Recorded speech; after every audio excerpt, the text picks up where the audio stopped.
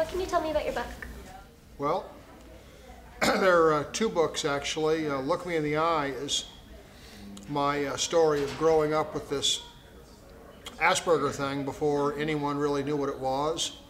So it's a tale of growing up thinking I was just defective and deciding I wanted to make a success of myself and going out on the road and doing rock and roll with bands and then working electronic games and stuff and then starting my automobile company and finally finding out about Asperger's when I was 40 years old. So then a few years after that book came out, people asked me so often if I could explain how I did things to become successful that I wrote my next book called Be Different, which is kind of a how-to guide for the things that I did. Why did you first decide to write a book? Well, when I grew up, life wasn't very good for me. I didn't have friends. I was kind of ridiculed and stuff a lot of the time, and yet I ended up being someone with friends and a decent quality of life. Once I learned about Asperger's, that was a really transformative thing because knowing why I was different allowed me to change my behaviors to fit in better, and that was such a powerful thing.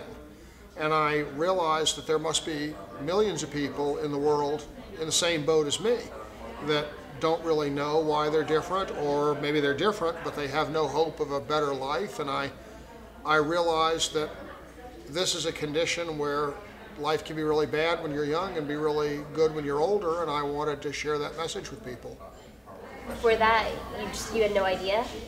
Well, remember that Asperger's didn't enter the lexicon of psychologists in this country until the mid-1990s. So I was born in 1957, and that meant that I was, pretty well full grown before people started talking about it. And I think there are many people of my generation who grew up like me with differences like Asperger's, even ADHD, and many other things that were never diagnosed. Have you talked to other schools? What's that been like? I talked to both colleges and I talked to professional societies and high schools and elementary schools, autism societies. I probably speak at now probably upwards of 40 places a year, and it's just remarkable how many people there are in the world that identify with these stories.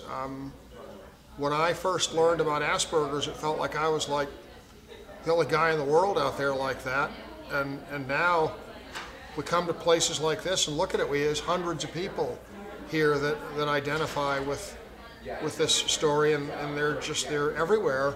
And the thing that's most remarkable is you can talk to people here, at Towson, and you can go talk to people in California, you can go talk to people in Australia, and basically the issues of the human condition and growing up different are the same everywhere you go.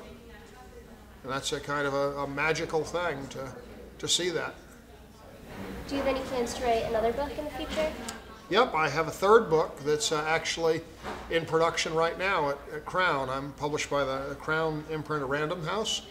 And after writing this book about how I succeeded, as a sort of a first-person account of growing up, I still have people asking me about being a parent.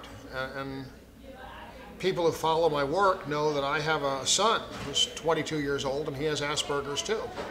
And they ask, about parenting stories. So I decided I'd write me a book about raising a kid. And my third book is called The Best Kid in the Store.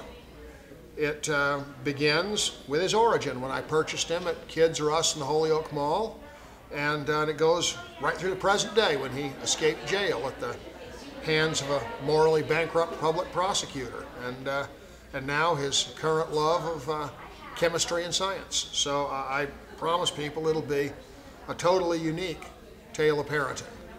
and it comes out in January.